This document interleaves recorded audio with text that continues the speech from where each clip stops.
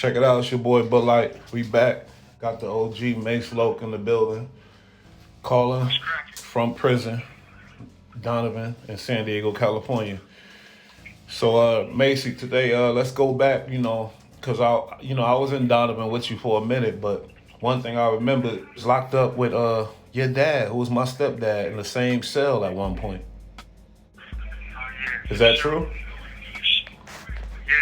We was in the cell together for about a year and some change. Oh, shit.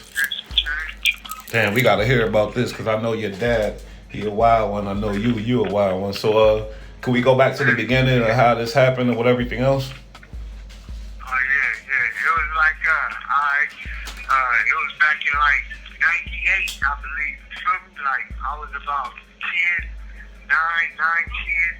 Something, we was in the hotel in East Diego. Something, I think it's called the Econo Lodge. Something, we was out there. And shit, we was living there. You know, my dad, he was doing drugs on the low. You feel me? What kind of drugs? But, crack cocaine. You feel me? Crack, smoking crack. And, we didn't know, but we didn't know nothing about that anyway. We was young. So, one day, my dad, he started seeing shit. He was paranoid. My dad is an ex-Vietnam veteran. So, that nigga did a lot of shit. So, he started getting paranoid. He started seeing shadows and shit. So, he told me and my little brother to go get some lighter fluid. So, we thought we was going to have a barbecue. So, we went to go get some lighter fluid from Jamal in there. You feel me? And, when we came back to the house, he sat it down. We was having fun with people. Later on that night, he just started tripping. And then he grabbed the lighter fluid. He doused the floor with it. And then he lit the floor on fire while we was in the hotel room. Oh my God.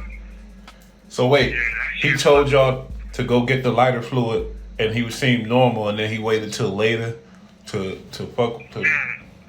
Oh, that's crazy. He waited until later that night. Yeah, on the real, super crazy. But so we thought we was gonna get burned to death, right? So we out yelling and stuff, crying. I was a little kid. Yeah. So Mike, it was 4 of us. It was me, Malcolm, and 2 other little kids. He was up in there. But some white people heard us and shit, like the maintenance mans in the hotel area. So they heard it. They seen the fire and shit. So they kicked the door down and shit. And they got us out of there and they wrestled my dad down and shit until the police came. You feel me? So we was crying and shit. We seen the police put the guns on my dad and shit. And then we was still like, when is my dad coming back? And the police said he's gonna be right back. You feel me? Mm-hmm. So we was thinking he was gonna be right back. But we ended up he ended up getting 17 years. Oh shit. Well, 20-something. We ended up doing 17 years. You feel me? So I grew a hatred for the police. You feel me? Mm-hmm. So that's when the motherfucker started acting out and shit. Yeah, acting out, and that's how it started. So wait, where was your mom at? And because at the same time, let me let the people know that you used to run around as a baby acting like the police with a fake gun in your diaper and saying you're the police. So I'm sure that changed a lot of that. And where was mom at? Yeah, that changed a lot. I used to want to be a police, but my mom was in Virginia acting out. We was coming down visiting San Diego. We was living in Virginia, but we came down to visit San Diego with my dad. Because this is our home, you feel me? Okay. So when I was young, I used to stick stuff in my pampers and stuff, thought I was the police. But I grew a hatred for the police. Fast forward, you feel me? I committed my crime. And I got charged with attempted murder, kidnap, robbery. So the motherfucker went to jail, juvenile hall, and then when I turned 18, they transferred me to jail. And when I got sentenced, they sent me to Donovan reception back in '06. So in '06 I was at Donovan reception, and then my dad, he heard through the grapevine that I was there, and I heard he was there. So my dad, he had a little juice in the pen. So the captain or the lieutenant of the prison ended up bringing my dad to where I was on another yard, the reception yard. He brought my dad to where I was, and he hit my dad. You know, I ain't seen my dad since '98. This is 2006. I'm 18. Damn. So it was like, yeah, it was like it was cool. It was cool to see him. You feel me? So I was happy and shit. And after I did 6 months on the reception yard, they sent me to the main line, the 1 yard, Donovan. Feel me? So I was on the after they sent me to the 3 yard, in Donovan. And then my dad and my cousin Rerun, he's from my hood, they got me moved to the 1 yard. So when I got to the 1 yard, I moved in the cell with my cousin Rerun. I was in the cell with my cousin Rerun for about a year. You feel me? We was coolin'. We got into it a couple of times, but we was cool and shit. You feel me? And then Rerun, his points went down, and he ended up going to Soledad or something. And this call and your telephone number will be monitored and recorded. And then my homeboy, Shake him up, Lil Shake him up, Buster ass nigga, feel me? He ended up coming in my cell. Shake him up from where? Shake him up from Westcoast 30, feel me? Lil Shake him up, feel me? That's the one that ended up, fast forward, and he ended up killing one of my good homies, Jonathan, you feel me? Yeah. Because I was telling them about him and shit, so they ended up killing him. It was a robbery, murder. So wait, you was telling Shake 'em Up that Jonathan out there having things, having money and shit, while y'all was locked up together? No, I was bragging on my boy, because I didn't think that shit was going to happen. Of course not, so I was yeah. bragging on my boy.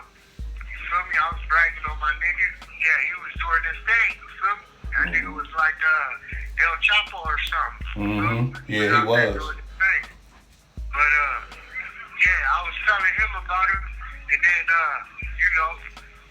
we was cooling for a minute, and then we got into it. So we started squabbling in the cell, and I ended up trying to choke him out and shit. So homeboy was like, the homies was trying to get the door open, you feel me? To try to get us off each other and shit. So when the door cracked, Shake 'em Up ran out with his scary ass, you feel me? So after that, he didn't wanna be my celly no more. So he was kind of scared and shit to come back in the cell. So he stayed in the cell for about a week and some change. But that week and the change, he was in there. He was all paranoid and shit. But after that, yeah, my dad, he was in 3 buildings. I was in 5 buildings. My dad came and moved over to my building. And then that's when me and my dad became cellys. You feel me? Oh, Cellys shit. for like years change. You feel me? My dad, he always, from the first day I hit the prison yard, the main line, my dad was trying to like dictate my program. You feel me? Like, boy, you need to do right. You need to go to church. You need to do this. You need to do that. And I'm 18. I'm like, man, nigga, kill You that ain't shit, trying to hear nigga. it. You ain't been there, nigga. So I'm about to do what I'm going to do. You feel me? Like, I'm a gang member. I got responsibilities I gotta handle. You feel me? As a young gang member in the pen. You feel me? Like, anytime we can go. So my allegiance is to my homies. Yeah, I love my dad, but shit, he wasn't there. My homies was, so I got allegiance to my homies. So I ended up like not listening to shit. Like, all right, whatever. You can go do that. I'm gonna go do this. So my dad, he was getting frustrated with me and shit. Feel me? He was getting frustrated. And then one day we was up in the cell and he said something. And I was like, what? And I hopped up and I was like, nigga, what you mean? And then he said, you know what I mean? What you mean? So we started getting into a wrestling match and shit. And like, we didn't talk for a couple of days, you feel me? Like, we was in there silent for a couple of days. My dad stuck it out for a little bit longer and shit. And then he had to go because he was like, boy, you don't listen. You doing whatever you want. You get in the cell heat and shit. So he left. So I was up in there. OG nigga came up in there. Me and the OG was cool. But yeah, my dad, you know, he started off trying to dictate my shit until he finally ended up leaving Donovan and going somewhere else. Going somewhere else. Didn't he get in trouble before he left? Oh yeah. My dad, he had a little juice. So him and his celly, you know, they used to get special things. You feel me? You know, so my dad used to get tobacco and shit sometimes. His celly was doing this thing. They got caught. They ended up getting caught by the Goon Squad. The Goon Squad raided their spot and they found cell phones. They found weed, they found tobacco, and they found women's pens and shit. Yeah. So they took the whole and shit. And my dad, Shelly, Wolf, he ended up letting my dad go. He ended up saying, you know, my dad ain't had nothing to do with this. This was all him. So he ended up taking all the cake and letting my dad off and shit. You feel me? So that, you know, Wolf is a cool nigga. You feel me? He was from LA. I think like East Coast or something. But yeah, he was a good nigga. So he looked out for me a couple of times and shit. When I was younger and shit. On the yard, he looked out, gave me some shit. But yeah, my dad, that was a reunion, you feel me? Oh yeah, I bet. That a motherfucker really ain't proud of, you feel me? Because I was very disrespectful. But You was young. I had to do my thing. I was a young man. You was a gangbanger. I had to do what I had to do. Because prison, when you in prison, you gotta do what you got to do. If your car needs you to do something, you gotta do it. And I'm part of a prison gang, you feel me? So, you know, it's you either do that or you gonna get hit and you off the yard. So wait, you was a part of a prison gang back then too? Yeah, I'm part of SDC. And was your dad asking you to do stuff like drop the gang banging and all that type of stuff? And oh no, that was a normal. You have 60 seconds remaining. Of course, he wanted me to kick it. He wanted me to go to school. He wanted me to be a Christian. He wanted me to do all this bullshit. And I wasn't with it, you feel me, at the time. So I wasn't going to do it. So, shit, that's, you know, I wasn't going to do it. That's just how it was. It was SDC or nothing with me, you feel me, Westcoast Crip. So that's what it was. And I built my name off that, you feel me? Shit. But I'm out.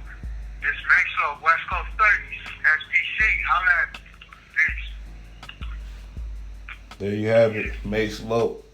Story of him locked up with his dad in Donovan State Prison. Stay tuned. They only gonna get better, but he better in his life, and y'all gonna watch the story of him grow and rise to the top. Alright. This call and your telephone number will be monitored and recorded.